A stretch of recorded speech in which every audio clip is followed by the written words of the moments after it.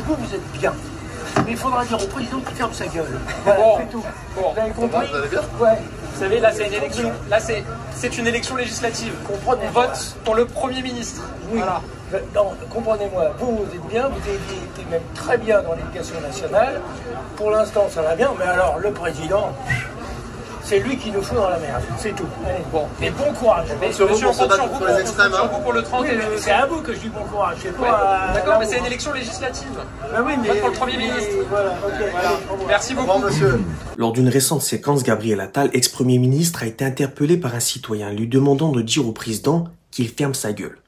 La réaction d'Attal, ou plutôt son absence de réaction, est particulièrement révélatrice de la perception publique du président Macron et de la gêne qu'elle occupe même chez ses partisans. Attal est resté sans voix, incapable de défendre Macron ou de rappeler le respect dû à la fonction présidentielle. Cette absence de réaction pourrait être interprétée comme un signe de malaise profond. Elle montre non seulement la gêne de l'entourage de Macron à le défendre publiquement, mais aussi une possible distinction calculée de la part de ses collaborateurs. Cette séquence n'est peut-être pas simplement une réaction spontanée, mais plutôt une stratégie réfléchie de la part d'Attal pour se démarquer de Macron. Tout cela en insistant sur le fait qu'il s'agissait d'une élection législative et en rappelant que c'est pour le Premier ministre qu'on vote. Attal semble vouloir minimiser l'association directe avec Macron. Ce comportement peut être interprété comme une tentative de préserver sa propre image politique face à l'impopularité croissante du président. Le fait qu'Attal ne défende pas ouvertement Macron peut également être vu comme un symptôme d'un malaise plus large au sein du gouvernement. Les membres de l'administration Macron pourraient être conscients de l'impopularité du président et choisir de se distancer de lui pour des raisons tactiques, surtout à l'approche d'élections importantes. Cette séquence met en lumière la perception négative de Macron parmi une partie de la population. L'incident où un citoyen s'adresse avec tant d'irrespect au président de la République illustre la défiance et l'exaspération que certaines personnes ressentent envers lui. Cela montre également que la base de soutien de Macron